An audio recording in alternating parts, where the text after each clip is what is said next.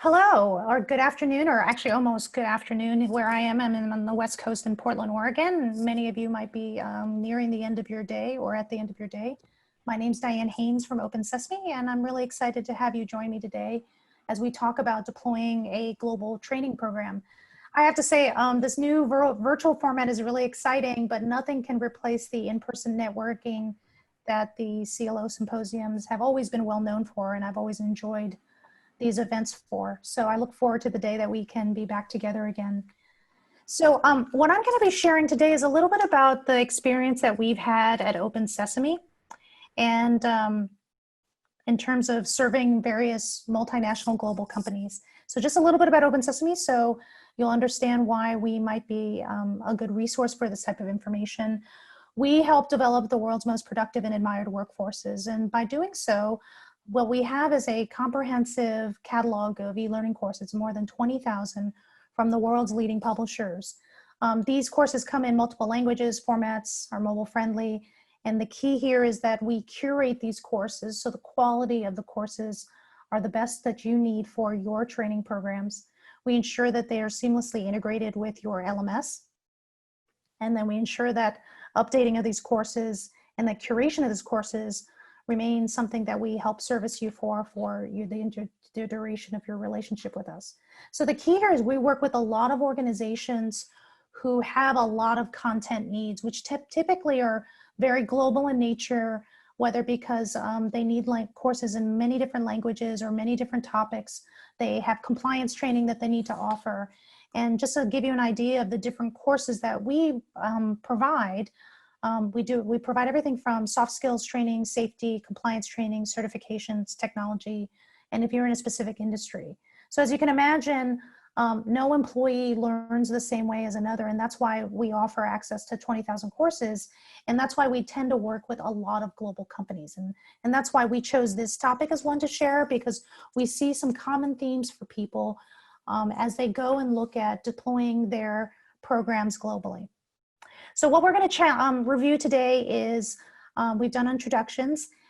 That's what I look like. If I turned on the video, I probably don't look that as polished, but I look similar to that, at least on top.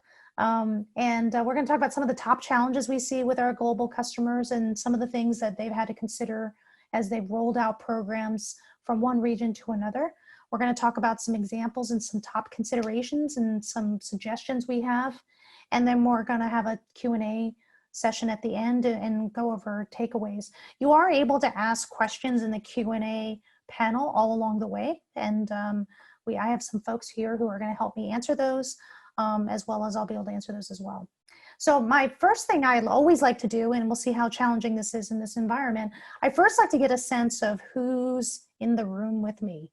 And normally I do this with people raising their hands, but technology allows us to do this using Q&A and chat. So I'm curious, of those of you who are here with us, how many of you have a global training program today?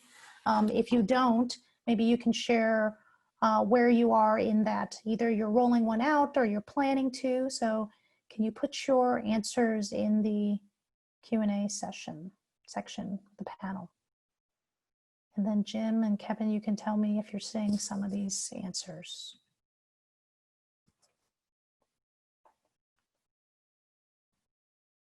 Thank you, Janine, the brave one. There's always the first one who has to say something. So you're hopefully planning to, so that's great. Hopefully that's why you're here at this session. Michael sounds like is going to be an expert for us. He does multiple global training programs, and so does Brandy as well. Anyone else?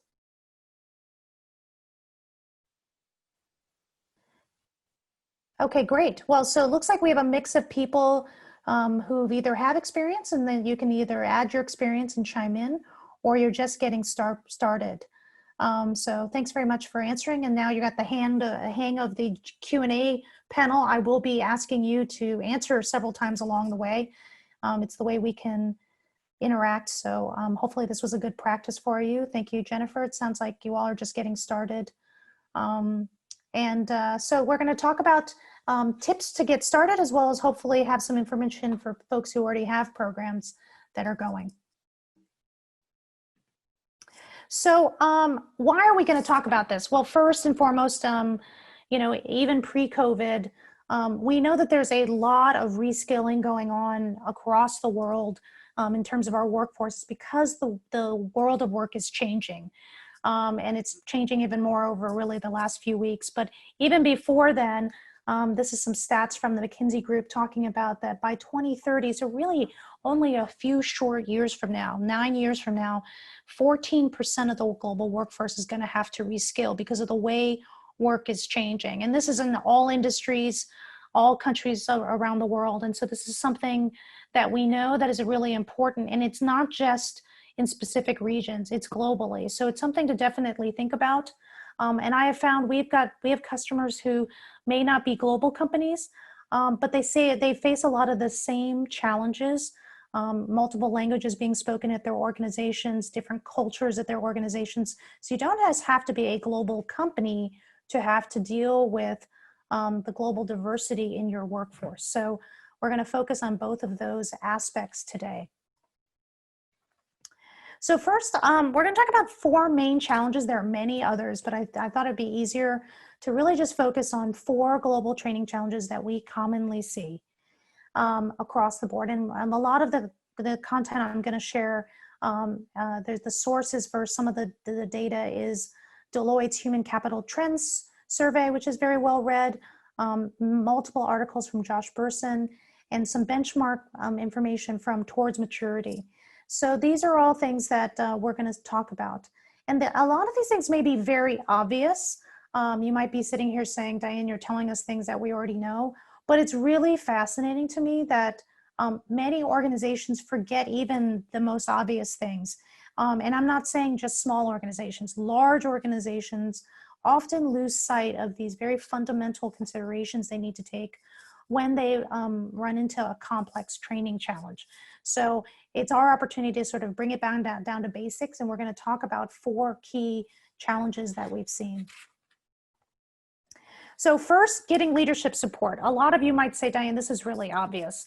The reality around this, though, is that when we're talking about a global training program, many times leadership support is considered from the headquarters, but not all the regions. And I've worked at both types of organizations where I've actually been a region versus the headquarters region. And when you are not in the headquarters region, it can feel very distant and remote, not just because of geography, but also because of the involvement or input that you're able to provide. So when we talk about getting leadership support on training programs, we're not just talking about at the headquarters region. We're talking about all the regions that you're trying to reach. It's really important that you get managers and leaders who are on site at the different locations. Again, this might be globally in different countries. It might be more regionally in different parts of the country. But it's really important that you have managers and leaders who are part of the organization that's going to be trained to be involved and that they provide buy-in to the program. The reality is they're the ones who are going to make sure that their employees have the time and have the place to take this training and have the tools they need for the training. And frankly, they're the ones who are also going to validate and support the training openly with their individuals. Part of that is making sure that the learning initiative is tied to the business objective of the organization.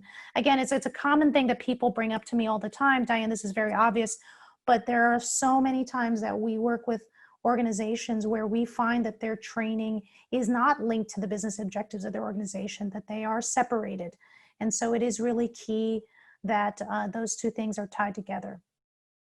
Also, the other thing that we find out is the other reason to make sure that globally that you get leadership support at the regional level is that there's certain times of year or certain seasons or other priorities that training might not be a good idea at that time because of different schedules, different holidays that are celebrated around the world. It may not be the right time for all the regions to roll out a specific training program that you had intended and seems like a perfectly good time for you. And so that's another reason why you want to make sure that those regional leaders are involved and that they have that this is one of their priorities as well. So the other one that is related, and we touched upon this a little bit, is ensuring that the defining and assessing how your success is with your training program is again done across the board. In order to make sure that you know what the goals of your program should be, you really need to know where you want to go. And this is something that your stakeholders need to be very involved in, defining why we're doing a training program, where is it going to take your people, and what's the result in the end game.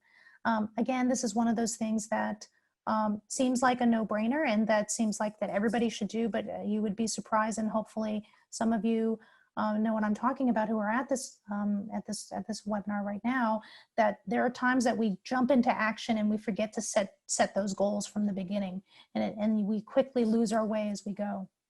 So then the next time I'm going to talk about, I'm going to ask you all to answer a question, would be how many of you who are with us today, do you engage learners in defining training programs? Do you ask them their input or their insight as you're going along and choosing solutions to training?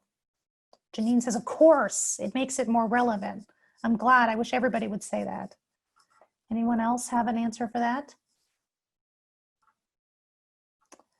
Great, Michael, perfect. Michael's bringing up the point about how you gain buy-in is by asking learners for their support. Sounds like a very progressive group we have on the line today. Anybody else?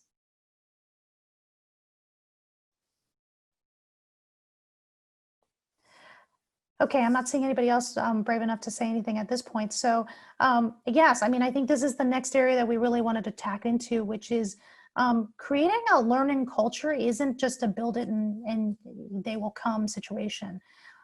We have seen with the organizations that we work with that a fundamental element of a learning culture is the fact that learners are actually engaged in the design and selection of the training that they are about to undergo. Here's some data that Towards Maturity has put out in terms of training learning cultures, and it's unfortunate here that what we see is that what they found in their research is only 1 in 9 organizations rate their learning culture as excellent.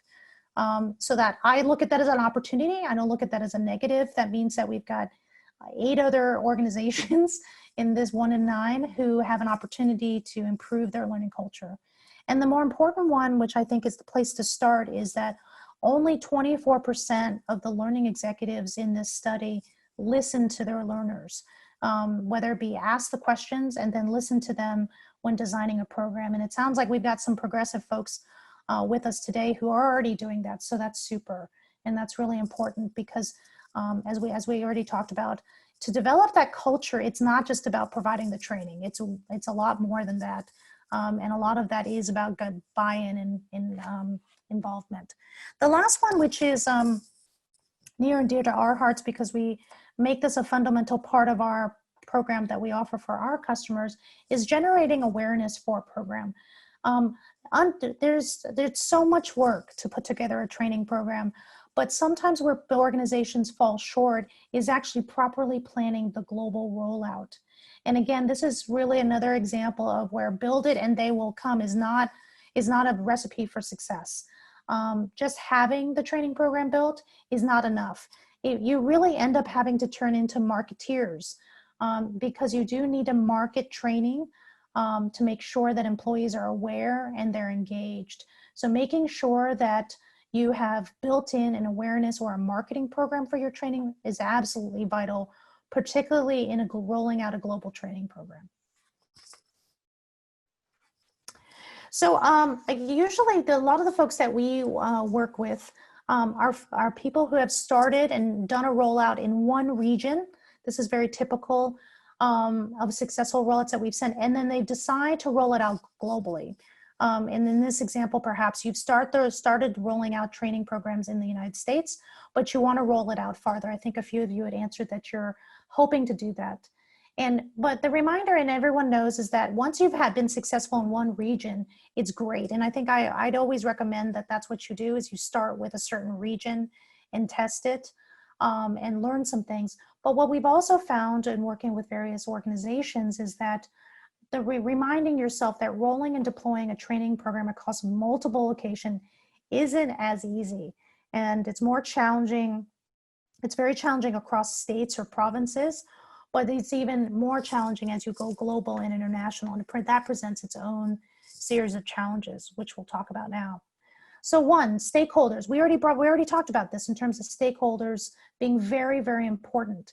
But even though you've been successful in one region, does not mean that you shouldn't go out and repeat the same steps that you did in that region as your first test case.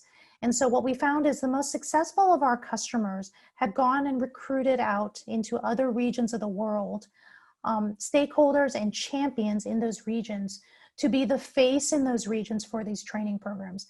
It's really key to generate enthusiasm and engagement, so it doesn't feel like it's another rollout of a program that's done from the headquarters region or the headquarters office, that they have no idea what it's like in the local region. So that's really, really key. And like I said, there's several of you have already mentioned that you involve people quite a bit, and it's even more important to get that local feel. The other thing that is really important is technology. Again, our most successful customers, if they start out in one region, they do their due diligence in the rest of the regions to ensure that the different technology that's available in their other regions are compatible with their rollout plan. In this case, I would love to say that all the companies we deal with have a global structure in place for training and development. Everything is centralized. Everyone uses the same MLS. They all go from the same playbook. But I would tell you that the majority of the people that we deal with are very disparate. All of different business units, different regions, all have their own training initiatives, their own training technologies, their own training goals and teams. And so they tend to work very separately. And so rolling out a global program is very challenging for them. So again, technology can be your friend or your foe in this case.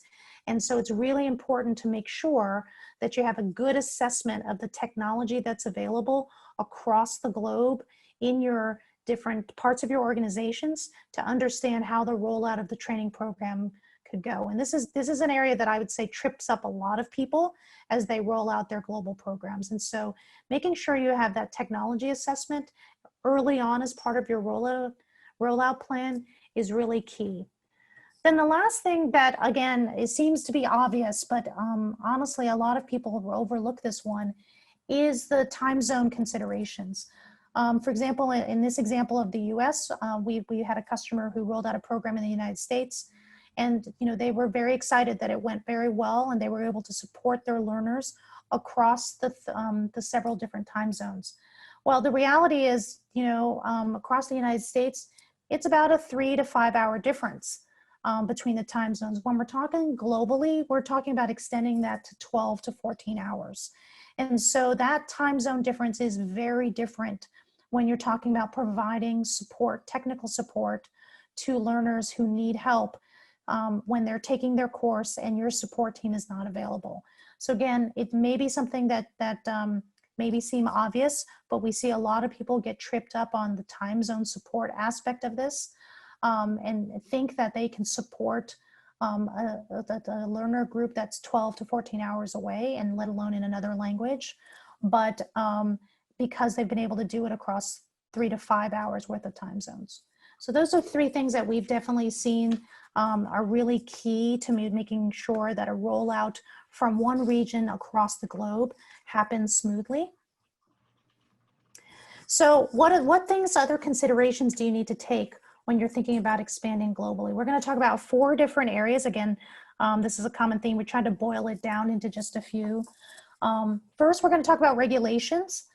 We all know we have to deal with that. That's something that we all live with all the time.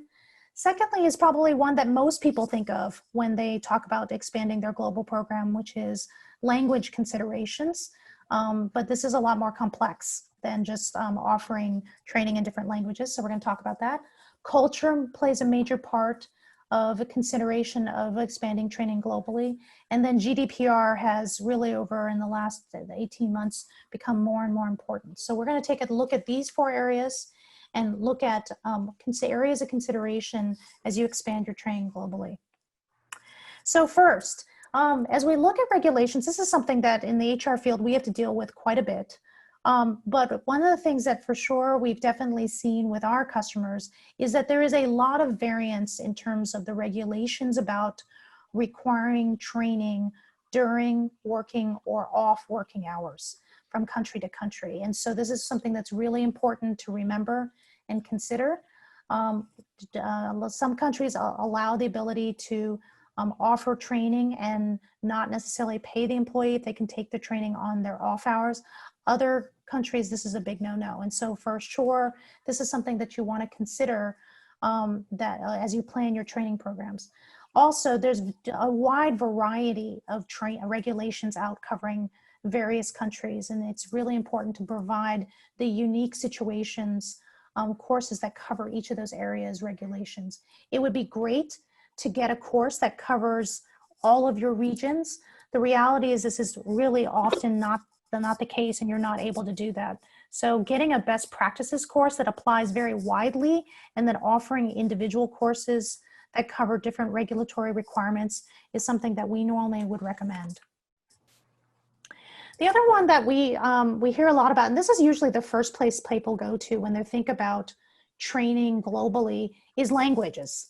So one question I was going to ask folks who are on the line, how many of you have a main language or an official language for your company? Or on the converse, how many of you operate in multiple languages and that there's not an official language of the company? Type your answers into the Q&A panel. What's up? I think we have someone who needs to mute themselves too. So Sarah's saying that. Yeah, well, yeah, okay. I think we need to have someone mute themselves. Okay.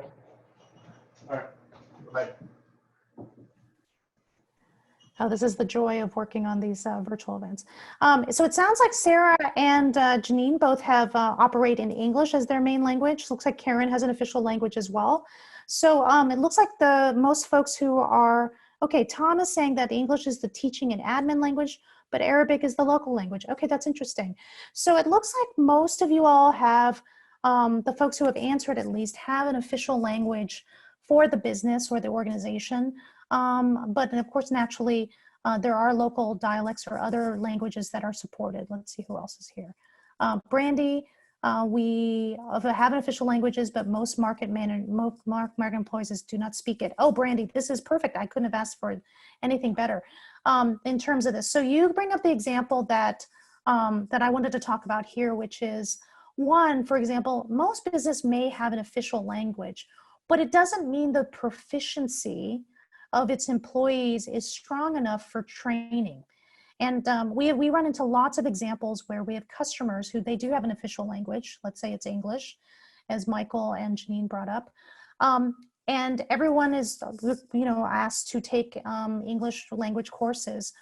But understanding English in a business context, kind of in a business environment where you're talking daily, is very different than perhaps doing training in English. And Mary Beth brought this up, thank you very much, which is being able to operate in English is very different than actually retaining and learning in English. And so we have many examples of customers that we deal with that although they start to roll out training in their main language, if it's English, and they find later that the retention in certain regions is not as strong as they would like it to be from in terms of a knowledge basis. And they assumed, because the official language was English, that they could roll out training only in English. But the reality is that training and learning in local languages is really the best way to make sure that your multinational workforce is really absorbing that training and learning. So this is a perfect example that Mary Beth brought up about that translation services are often needed during training. And employees may not be fluent enough for the training to take it in the official language. So there's a couple aspects to consider here. Translating versus localizing. Many times you can roll out training that is in subtitles, for example, and are subtitled or dubbed. This may be acceptable in some regions of the world. There are other regions of the world. France is a great example where we have found in the past that in France, that will not be acceptable for employees there, that not only do they want people to be actually be in the training speaking the French language, not subtitled or dubbed, but that's really important to them. Other regions, it would be totally fine to do that, and that they are very accepting of subtitles or dubbing. And so that's really important to understand what the acceptable nature of the translations and localizations are across the board. The other thing that we've seen be very successful with companies that we work with who are rolling out training globally is to do language testing or proficiency before you do the training, if you decide that you cannot offer the training in multiple languages. This is going to tell you a lot before you waste your time to offer training only in one language to see how it will sit with your learners. So we really encourage you, based on the experience that we've had, is that if you can offer training in multiple languages, it's really, really important. Jennifer's asking a question about transcripts in multiple languages and whether you can offer those to help. And I would say it depends on the region. There's definitely regions where offering transcripts of training would be useful to help with that. But again, I would really encourage you to work with your local and regional counterparts to make sure that they're sharing with you how acceptable that will be. I agree with you that it's helpful to speak slowly so that people who do have those skills can probably process the information more easily. Someone like myself who does not speak very slowly may find that difficult though. So translating versus localizing is very important. As I just said, there's lots of considerations here about the number of languages you offer your training in, whether you subtitle it or you dub it. There's multiple layers here in terms of just assuming that you can offer training in only your main language of your business. The other area that we often see, with that coming up during training is also culture. Peter Drucker, obviously a very famed business thought leader, talks about, one of his famous quotes is about culture eats strategy for breakfast. This is exactly the truth in training as well. There's a lot of sensitivities around training that are important. We have examples of customers who've made mistakes and before and learned from them, and that we've seen, and they've told us stories about how, for example, we had one customer that they came to us and they learned, unfortunately, the hard way when they showed training and people drinking beer. It was just intended to be a lighthearted training program, but they found in certain regions of the world it was not acceptable to have that be a part of business training, and it was something that was culturally insensitive, and people were offended. Another customer brought up examples of how, again, trying to inject humor into some training. They chose training where people were dressed in their bathing suits and they were talking, and some regions of the world found the style of those bathing suits offensive in nature. And again, it might have been fine for the people who were selecting the training, but they did not go and get the input from various regions to understand the cultural norms that would not be met by this training. So culture is another thing to really think about. We spend a lot of time with our customers trying to understand their culture and helping them curate the right set of training courses that match their culture, because it can be something, they can be the difference between employees really embracing the training versus them just checking the box and taking the training. So the last area, which is impacting a lot of people, is GDPR. As you can imagine, this is one consideration.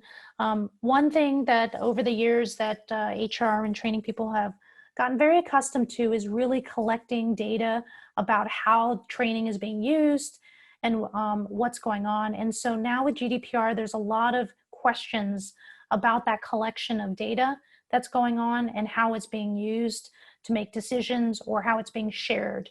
We get a lot of questions about our platform and how people are taking our courses and what information we're sharing with various vendors that we use for our platform. And so this is definitely a big consideration that you should take as well as GDPR becomes more prevalent across the world. So another area that we're going to talk about is about this theme of, when it comes to training, one size does not fit all. And this is an important thing to consider again, as you roll out your global training program. One of my favorite stories from a CLO symposium that I attended a few years ago was I attended a session presented by the CLO of McDonald's. And just picture it, I think it was the third day of the conference, maybe it was the second day of the conference. And it was the late afternoon, you know, that 3:45 session that you kind of convinced yourself that you wanted to attend instead of going to the pool. Well, there I was in that session and listening to, actually it was a very good session by the McDonald's CLO, but in the middle of the session, the doors flew open and an Uber Eats delivery person came in with literally a cart full of McDonald's apple pies and hot fudge sundaes. It's about 4:15 on a Tuesday afternoon, and you can imagine how many people perked up during that presentation. And basically, the driver distributed all of course, they all came from McDonald's, distributed all of the goodies out to everybody, and it was just what everybody needed to be engaged for the rest of the session. It was a clever ploy, and I applaud that CLO for adding that in, but it just kind of makes my point about this first one, which is it's really important that you keep your learners engaged. And one of the ways that you can do that is ensuring that the topics of training that they have available to them are really relevant to their particular job or their aspirations.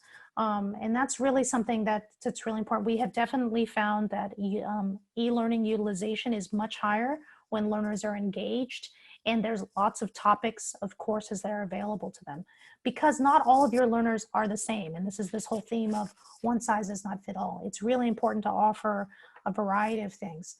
The other thing that we have found has been, and this is proven, we have a study that shows, we took a look at best performing L&D organizations around the world. And one of the things that we found that was a characteristic of best performing training organizations is that the number of courses does make a difference. And what I mean by that is what we found with best performing companies, their L&D programs offered more than just required training. And the reason they did that was they might have been wanting to develop a culture of learning. They might have wanted to have an initiative around professional development. But the reality of the study was that if you offer only required training, then you're training your employees to only take that type of training, versus if you create a situation where your employees can learn about lots of different skills, ones that you may not expect that they have wanted to learn about, they actually will develop skills outside of their current job, and it also helps them be more engaged with training overall. So the key here is that offering a diversity of courses really showed that it contributed to the success of a training program. So I know that this might be a budgetary consideration for many organizations, but there's lots of ways to work with your content providers or your instructional designers to provide training that's broader in nature than more narrow in nature. And this is really important because, as I said, based on the study that we've seen, the more diverse courses you offer, the more engaged your learners will be in the training, and the more apt they will to be taking training, whether it be required or not required training. The other area is that I don't learn the same way that many of you learn. And we see this across the board. Most of the companies that we work with are training everyone from management teams to factory workers to salespeople in the field, customer service people who are on the phone. And these variety of people also learn differently. Some of them, it may be environment. They may not work at a desk. And so therefore they only have a few minutes or a little bit of time on their breaks that they take the training. And so the environment in which they take the training and the devices they use might be different. Some of them may be more interested, and it might be a generational thing, might be interested in taking training that might be shorter in nature or longer in nature, depending on what their preferences are. And I think the key here is that offering a variety of training in different lengths and different formats is really important, along with languages, which most people think of when they think of global training. But that's also true of a global training program, that you need to think about beyond languages and think about the variety of the styles of the training that you offer. So we're going to turn our attention a little bit to one example, which is a luxury goods company. So this is a company that makes a lot of luxury items, whether it be jewelry, handbags, perfumes. They're a conglomerate, and they have 36,000 employees in 30 countries. English is their official language. Their challenge is very similar to what we talked about already, which is they have a very decentralized organization because they're a conglomerate of multiple brands. So each of the brands in this organization each have their own training group. They have their own values that their own initiatives that they're trying to drive within each of those brands. They have one learning management system, but it's not used the same at every location. So there is multiple platforms that they're trying to use. These are all of their challenges. But they were able to really come together as a group as they rolled out a really important training initiative. The solution that they had was they really, although that English was their official language, they made the decision, which several of you brought up, was to transition to communicating about training in local languages. They really got the buy-in from key stakeholders across the globe in each of the brands. They had a champion in each region and in each brand. And they launched their program with those champions first. And they actually, something I thought that was very clever, they involved their local marketing teams to communicate in the local language. So those marketing teams that are typically focused on marketing to prospects and customers, they actually, they engage them to do internal marketing for these various brands. And this really also got a lot of buy-in amongst the employees as well. They also, another thing that we see, and I could spend a whole presentation just talking about incentives, they paired initiatives that they had about training with incentives to ensure that people would take the training and be engaged with it and stay with it for the long term. They launched the first year with the 10,000 learners who were very, very involved. And they took an average of about 2 courses each. By year 2, they had 17,000 active learners on their program, and all of their brands were coming together to the central L&D function for training and asking advice how to launch training instead of doing their own thing. So it's a great example of how one company was able to take several of the elements that we've talked about, whether it be language or champions or using marketing or incentives to drive programs. So Lynn asked a good question, what incentives do they use? So they actually varied it by region. And again, this is one of the beauties of what they did. They had each of the regions decide how they wanted to incent their employees. Some of the regions, it was gift cards or company swag, for example. Other regions, it was a day off of work. And so they really let the control of the incentives be in the regions to decide, because they felt that those regional leaders would make more appropriate decisions for those local employees. So that's a great example of one company that's was able to take several of the elements that we've talked about and put it together. I don't want you all to feel like you have to be able to do everything. But that's definitely something that we encourage, is to take at least 1 or 2 of these items. And here are the key takeaways that I just want to leave with you before we go. You know, 1, start with clear objectives. That's an obvious one, but again, one that a lot of people rush past to get to execution of training programs. 2nd, aim to be local. And what I mean by that is you want to have a global program, but you also want to localize it. So you want to be able to do both. Be sure to get the leadership support. And again, remember what I meant is leadership support is regional leadership support, not just at your headquarters, and get buy-in from champions. I love the fact that several of our customers are involving their marketing and communication functions as part of training programs, because it really helps them engage people and get people more aware of the training programs. And the other area that we didn't spend a lot of time talking about, we've seen also work well, is ensure that you're creating communities and leveraging community platforms so that people can share about training and what they're doing. A lot of our customers are using communities or forums to get feedback or share feedback on training programs that are being launched, or to gather feedback from different employees about what they're looking for. So that's what I have for you today. Thanks very much for joining us. I hope you enjoy the rest of the session.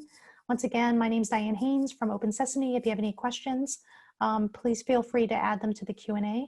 Otherwise, we'll be following up with you with some more information. Thanks very much.